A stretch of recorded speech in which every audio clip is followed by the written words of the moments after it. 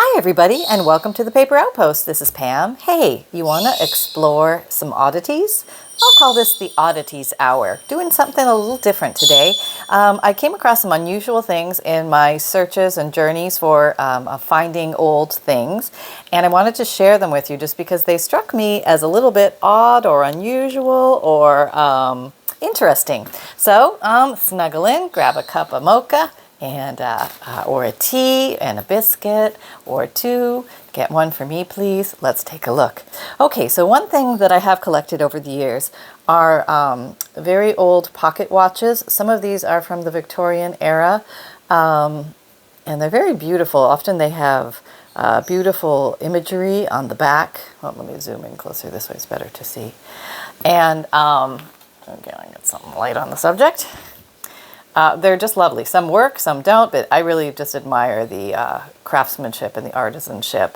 Some of the faces are missing, some have faces, and this would be one of my favorite things to give family and friends for birthdays and Christmases and things like that, an old pocket watch. I just thought it's such a personal item, and you never know where this watch has been through its life, but I'm sure it had a magnificent journey wherever it was.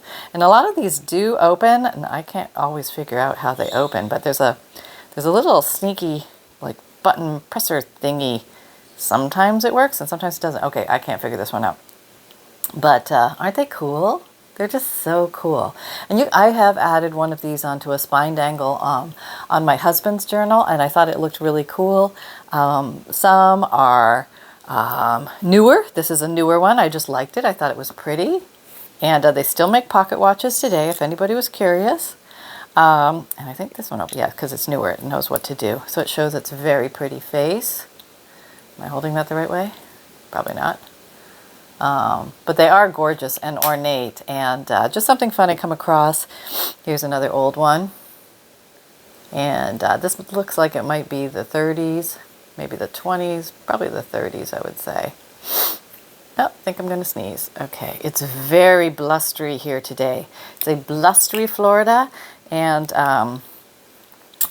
it's just very interesting. It sounds very eerie outside, so I thought this would be a good video to do while we're having the blustery Eries outside. And Sonny won't even walk outside when it's blustery. I just doesn't like it. Okay, does this one open? I think there's like a way to open these things. I don't always know what it is. Okay, this might be like twist and turn. I don't want to break it. Oh, something moved. Nope. Oh, yep, there we go. Okay. So this one's probably, I would say, like 50s, 60s, 70s, maybe even 80s. It's got the, I think that's an Indian god, Shiva maybe? I could be wrong. But anyway, probably totally wrong. But it has some very interesting, beautiful designs on the back. I think there's a sun in the middle. Very cool. So that completes the watch review. Just some, I don't know, fun things I came across out there. I thought you might like to see them. Like I said, I have used them as a spine dangle on a junk journal, so there you go. All right, so those are the ones I have left. I used to have a lot more, but I gave them to family and friends. Okay, now this next little thing I thought was so interesting. This is, if you can read it, it says wedding wreath. Okay, so you're going through, and it's this nice, beautiful, it has lovely, thick paper, beautiful caramel stained paper, gorgeous wedding wreath, la la la, everything's wonderful, happiness, church hymns being spoken of, and touring through, it's got Lula and Thomas, so happy, everything's good. Oh, what's this? What's this paper? Huh, that's strange. There's nothing else in here other than this paper. What could this be? Well, hold on to your hat, and I'll show you. It is a divorce decree. Decree of divorce. Yeah, I guess it didn't make it. Lula versus William T. So William T must be William Thomas. Let's hope. And so yeah, 9th day, 1967. An old divorce decree. So they stored it with their wedding stuff. Isn't that interesting? I just thought that was fascinating. You know, well, and that theme carries on with the next thing I'm going to show you, that it's very unusual that people store things Well, it's not that unusual, actually. But like with like, and the next one, I think, is the epitome of like with like.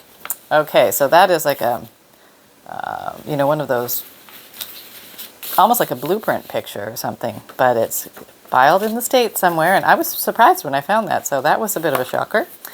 Okay, and then the next thing, I got this collection of things. They all came together like so, but it's an entire collection of one woman's death. And let me go through and show you what somebody kept all together. I thought it was very interesting from a historical perspective, and also interesting to see how people used to do things, the customs that were done way back when. So first of all, we have some sympathy cards. You know, just your generic, Julie, sorry you died.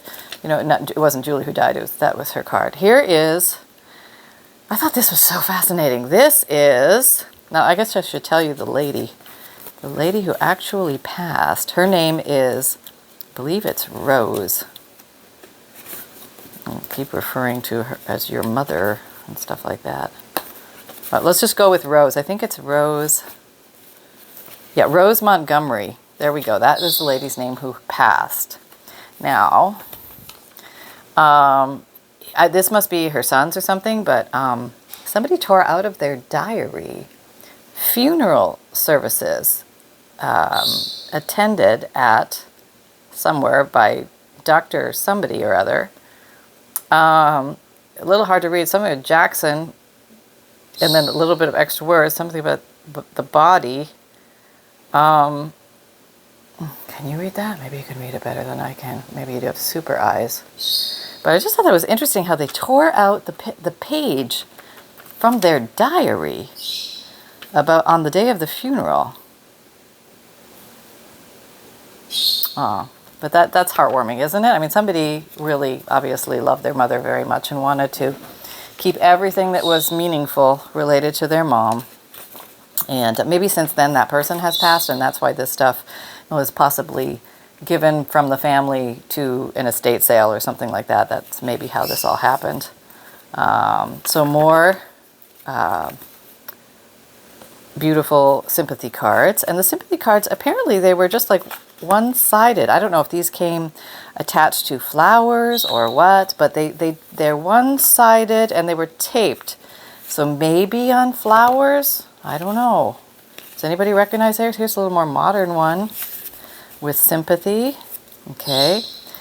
And then what is this? This is the Free and Accepted Masons, Concord Lodge. Maybe they were Masons. I don't know. It was in this collection. A deep feeling of uniformity, the death of, here we go, Brother Montgomery's mother. Okay, so apparently that was taken into account in the local Concord Lodge. Let's see if there's a date in here. I don't know. 1926. So this happened a long time ago.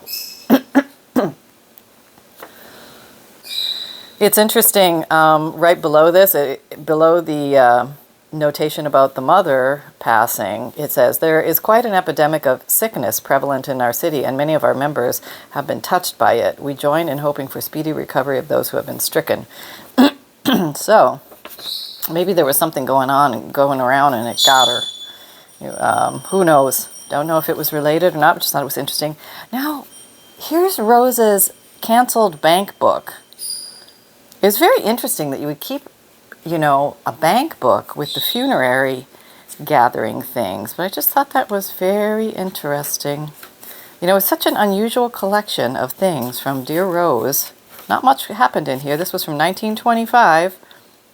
The last installment looks sometime March 1926, and then something happened to Rose. So it's kind of a little way to peel back the pages of history and time to see what may have happened. Rose apparently was doing her banking, or somebody was for her, and then all of a sudden, no more Rose, unfortunately.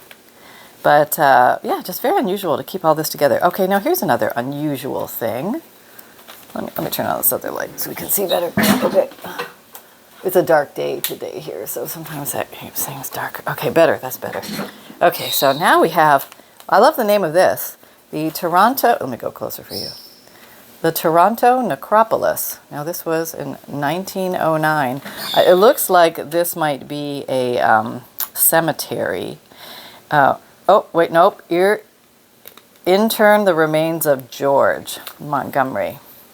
So this must be the husband. He popped, maybe, I'm assuming. She bought it. So maybe she bought the plot or paid for the cemetery or something like that. And lo and behold, she had a few good years left in her, thankfully. And hopefully she enjoyed some good life. We wish her all the best. Memorandum of account, statements rendered orderly, professional services. Not sure what that was. But she paid her bill. She was an honorable woman, paid her bill. Oh, here is the undertaker and embalmer. Now, I don't know, but maybe there might be certain things I would keep, but there might be certain things I might not want to keep. You know what I mean? It just might be a little bit uncomfortable. This must have been back for George's death, because that's 1909. Yep, George Montgomery. He died July 25th, 1909, age 59 years, casket. Apparently a hearse was ordered. Okay, so casket, $45. Not a bad deal. You know what I'm saying? Compared to today's numbers. Hearse, 600. Shell, 400. Hearse, 600. Shell, 400, $10. So I think to rent the hearse, I don't know what the shell is. Maybe somebody knows. 3 carriages, 25 of each, $750. Okay, $250 each, $750. So 3 carriages. That's a pretty good deal on the carriages, huh? Yeah, $250 each. You just load up those family members and friends, and then rake. You got to have a rake, right? I guess you're cleaning off the area. And the grave was $12. $16 total. Total is $78.50. That's how much it took to complete the mission back then in 1909, I guess. Oh, we're getting some rain right now. Ooh, it's a blustery. Yeah, it's a blustery. Received payment in full. Yep, paid her bills. Way to go. All right. What is this now? Let's back up a little so we can see. This is a royal indemnity. Some more bills paid by, looks like, I would say Rose, probably, or George. Don't know what that is. Must have been something important because they kept it with her funeral stuff. To George, writer regrets very much he did not avail himself to the opportunity of going to the necropolis, which I think is this necropolis. What a name. What a name, necropolis, for a cemetery. It's like City of the Dead, right? I think that's what that means. With you the day you were in Toronto. And that's kind of interesting for me because I lived not far away from Toronto growing up. I don't remember a place called the Necropolis, though. But I wasn't in that town, so I might not have known it. I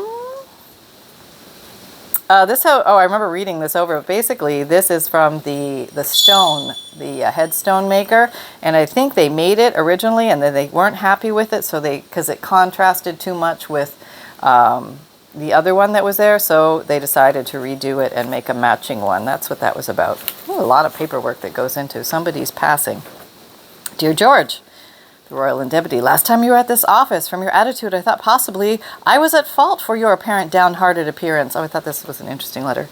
But let me zoom in a little quick so you can see. But after you had spoken with Mr. Wooner, I mentioned the fact to him that he was somewhat surprised that I had not learned of the loss of your mother. I, of course, do not care to reopen a wound, but I surely feel that an explanation on my part is in order. He must have really put his foot in his mouth at some point. Due to the fact that I had not as much as expressed my sympathy as I would have if I would have known of the condition. I will now take the opportunity to do so. Well, that's a classy following act. We give you credit there, mister. I surely hope my explanation for my actions at the time is fully understood. Yes, I was a jerk, and here's why. If I would have known, I wouldn't have been such a jerk. I think that's what he's saying, but no, it was very honorable. Okay, here's here we have handwritten now. This scene, this is from Chuck, his friend, a few days ago about the great loss you suffered from your dear mother.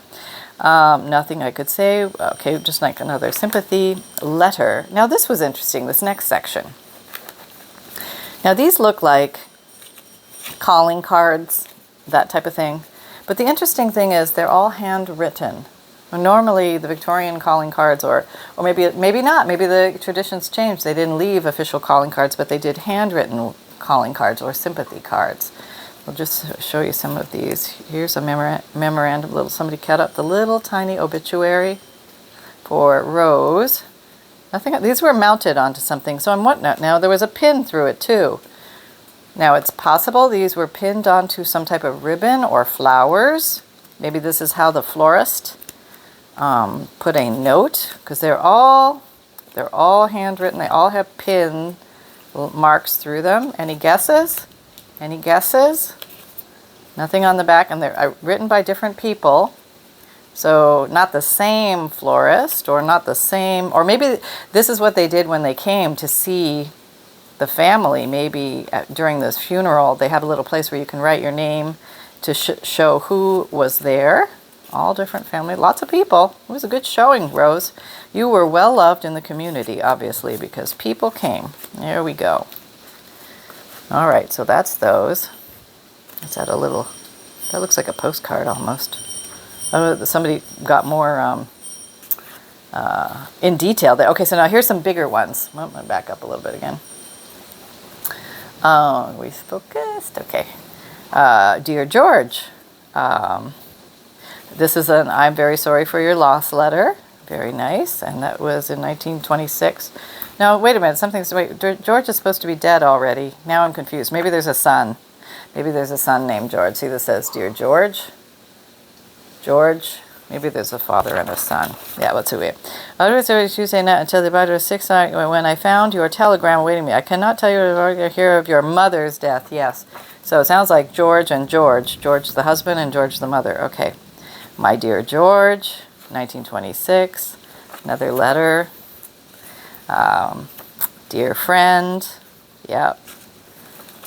Very nice. This beautiful cream-colored writing paper was very popular. I mean, almost every one of them is that color. Now, I don't know if that's from natural aging or that was actually the color of the paper back then.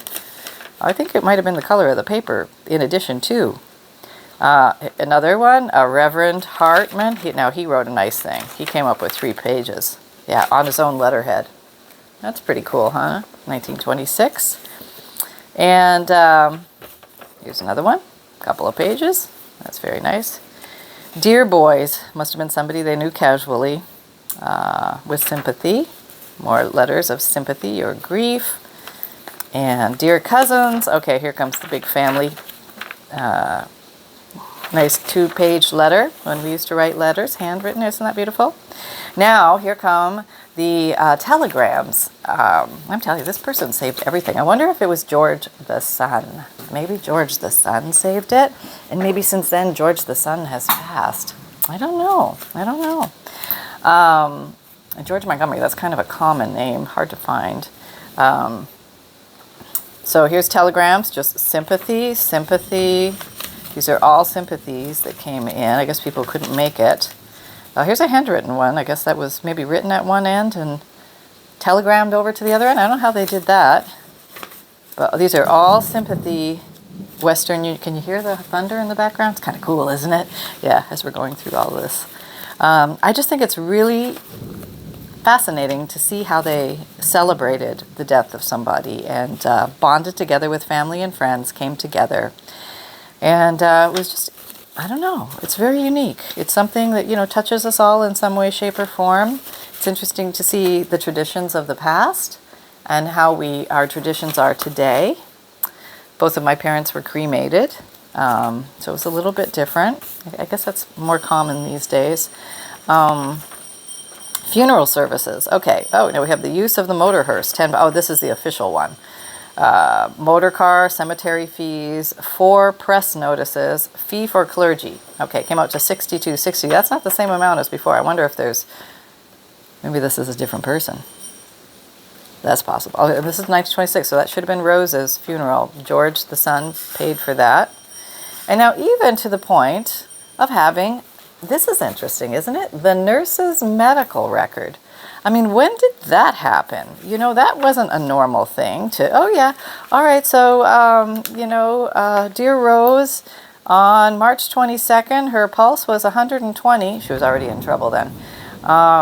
But normally they don't, I didn't know they give these things out. You know, I didn't think that was a thing. But apparently George got it. And does it go all the way to, I mean, it basically, you know, says what she was doing.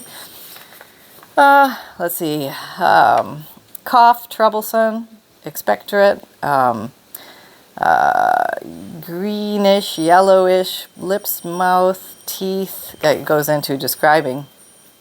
Oh, I love this. I don't know if you can see that. Mustard plaster removed. Remember the mustard plaster? Whoever got slapped a mustard plaster on their chest. Yeah, she must have had some type of pneumonia or something. Alcohol rubs, complains of thirst. Okay. So, you know, very, very interesting. And it was probably something that was going around during that time. Now, what is this? This is Department of Health Bureau Standard. Fixed. Department of Health fixed one. A place of death. So this must be her death certificate. Oh, let me see if we have the name. Let's go close. Okay. Full name. Rose Montgomery.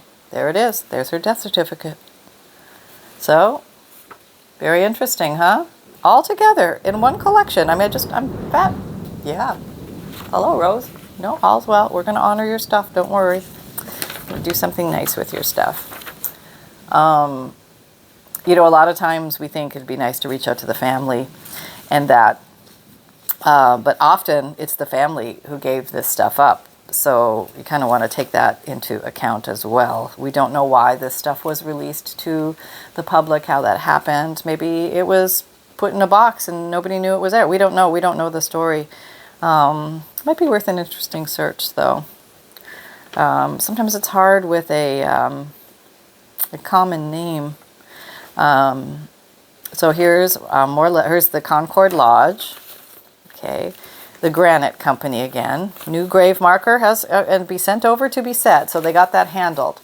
Okay, just letting everybody know that Rose and George will have matching accommodations and that everything is fine. We can all rest easy. So that's good. So I think next time in Toronto, I'm gonna go look them up. I'm gonna go see these matching graves and say hello to both of them and let them know that they're not forgotten and that you know, their story is going to be honored throughout the world. Yep, their story carries on. Look at that beautiful calligraphy there. Rose Montgomery, funeral director. Silk lining, black broad casket, hardwood box, embalming the body. Okay, let's see how much that was. $30. Not bad. Florist, porters, Times and the Herald and obituary notice, $12. Florist, use of palms. I guess you have to give them back. Once you're done with them, you have to give them back. Corpse ticket to Toronto, Canada. Corpse ticket. Now I wonder if she was flown, or maybe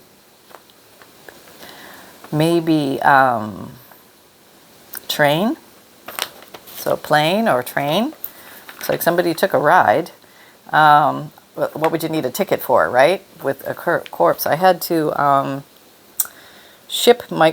had to FedEx my grandfather back from Florida to Canada. That was a strange thing because I was flying home for the funeral, sort of escorting Grandpa, and I remember seeing his coffin being rolled like out, and he didn't actually come on the same plane I took. He was FedExed. I know.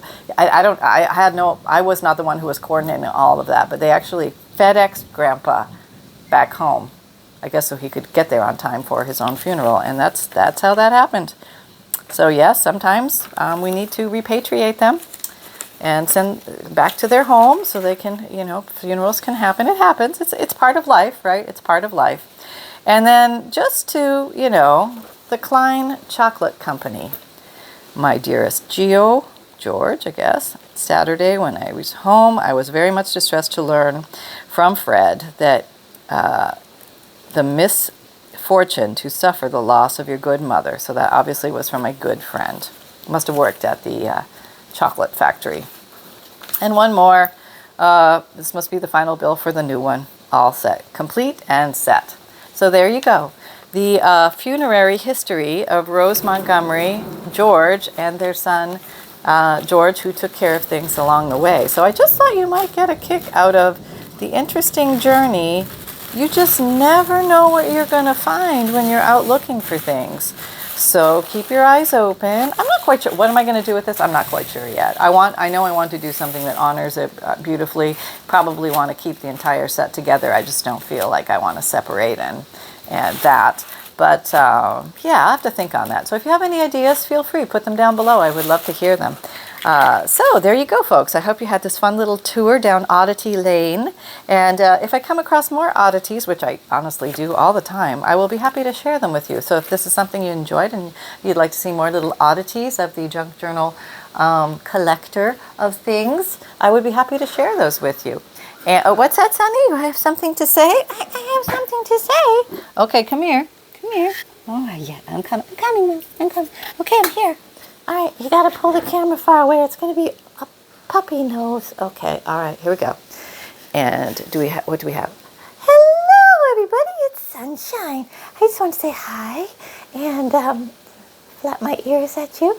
And I'm here, Dad, upstairs. He's doing something, not quite sure.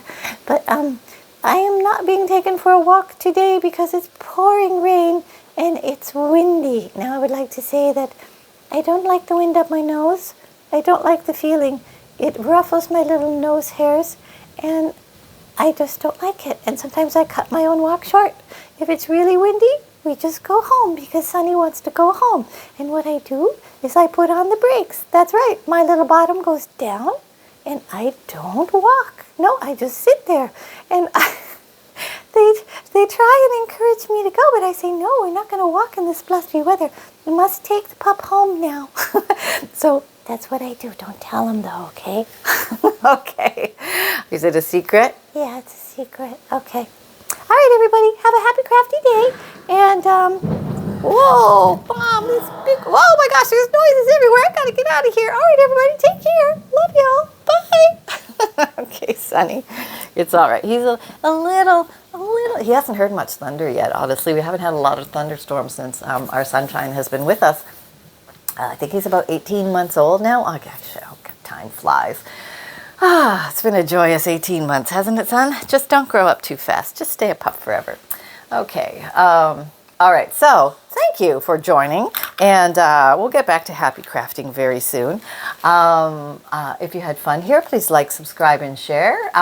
For everybody who's been here, thank you so much. For everybody who is new to junk journal making or making your own books or collecting old ephemera or just plain having fun with paper and you don't even know what you're going to make, but you just enjoy the process or watching it, that's awesome. My videos come out Mondays, Wednesdays, Fridays, and Saturdays, 7 a.m. Eastern Time. My podcasts come out Tuesdays and Thursdays. I have a free monthly emailed newsletter. Hey, I have just added, let me get it so you can see it. This is something that I showed in a couple other videos. It's a page list idea.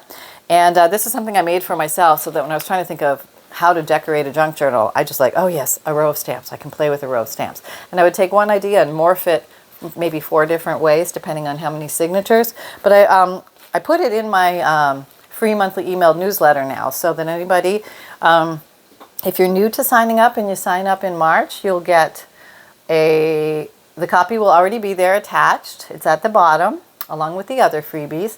If you've already signed up for the newsletter, then when the April one comes out, it will be there at the bottom with all the others. So that's an easy way to access it. And right now you get a free digital image, a note from the bookmaker explaining what a notebook is, what a junk journal is and how to use it. And that's something that I print out and I put in the front of my journals that I give to people to give them ideas on what they can do with a junk journal and what it is. And it's in Word and PDF, and you can change the font, you can change the wording, or you can use it as is at your leisure. And you also get junk journal tips, updates from me, and a peek at my new Digikits that have come out. So there you go.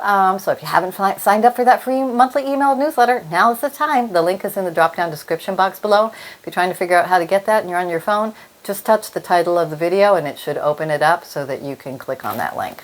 Okay, and I have an Etsy shop where I have occasional junk journals for sale, junk journal bundles for sale occasionally when they're available, when I make them. And I also have FUNDLEs, which are collections of old papers and things like that, ledgers, checks, receipts, old letters, all sorts of interesting things, plus fascinating book pages and some hand-dyed papers as well, all in a collection of 100 pieces.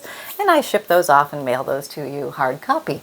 And I also have vintage Digikits available in my Etsy shop, which are printable files. They're printable images that you can print out at home. Once you buy them, they're always saved for you on Etsy, and you can go back and reprint them as many times as you want. There's no limit. And also, if you don't have a printer, I have a print and mail service. It's very easy to operate. All you do is purchase the print and mail option, and then you send me a list of the 10 names of Digikits that you want. And you can either send me that list in an email, just type it out, 1, 2, 3, 4, 5, 6, 7, 8, 9, 10, and send it to pam@thepaperaoutpost.com, or you can message me your list right in Etsy. Etsy message, that's another way you can send me that list. You don't need to buy the individual printable files, you just buy the print and mail option once, and that covers everything, including your free priority shipping. What you're going to get is, let me show you one. Okay. If you haven't seen one, they're sets of images. There's 5 pages of each Digikit, and multiple images. They are printed on lightweight cardstock. This is 110-pound lightweight cardstock. It makes it very easy to cut these out and use these as pockets or tucks or journal cards or bookmarks, whatever you like. They're just like a nice thickness. They're ready to go. I have started a new series called Signature Pages, and the Signature Pages are also Digikits. I'm trying to find a whole one. I've done a bunch of chopping them up here. Well, hang on, I'll just keep talking. The Signature Pages are designed to be used as the pages in your junk journal, so they're better if they're a regular page, so like the regular pages in your junk journal. Like this is an example of a signature page. So what I did, if you order the print and mail option, I print them on the front and the back so that you have something on either side. Now I make them nice and light and pale on purpose so that you can easily write on them if you want it, this area to be written on, or you can still decorate them. These are written type. They're not printed front and back, but when you get them, if you do the print and mail option, they will be. Okay, what else? What else? I have an Amazon shop if you're looking for favorite tools or supplies. If you're looking for interesting books that junk journalers like to use, like a lot of field guides, flower books, sticker books, things like that, I have a nice collection for you. It's a great place to start looking for books if you're a collector. I recommend, here you can see the picture of the book, the author, the publisher, all that type of thing, and options for purchase. Sometimes the books will be sold out. Sometimes you're going to see options for new and used. But I also recommend that you try the online stores, the bookstores, because you might be able to get better deals. Keep eyes out for these book titles, and that when you are, in your thrift shops and your used bookstores and your, garage sales, might give you some places to look for it where you can get books for next to nothing. Oh, don't forget your library. Sometimes they get rid of a lot of books and discards, and many places will give them away for free. So make sure you check there as well. And I also have, there's a craft storage idea section in there, and also Sunshine's Favorites Little Pet Supply section. And I also have a Facebook group. Come and join our Facebook group. We're having a lot of fun over there doing weekly and monthly challenges, as well as seeing what you guys make from all these videos. So thank you for all your input and ideas. It's a treasure trove of ideas. So if you're, maybe having trouble getting started or not sure what to do, I highly recommend it, because it can really be a beautiful launching pad for you to go, oh, I love that idea. Oh, I can do this, or I can do it this way or that way, da da da. And what lurkers are welcome. You're absolutely welcome, no problem. All my links are located in the description box below, and I also have a merchandise shop, so if you're looking for a really cool sweatshirt or t-shirt or zipped hoodie or a mug, I got you covered. But most of all, remember, fun can be interesting, because you never know what you're going to find or come across in the world of junk journal land. And it can also be simple, and most of all, create with reckless abandon, everybody. Take care, and we'll be doing more crafty paper stuff real soon. Bye-bye.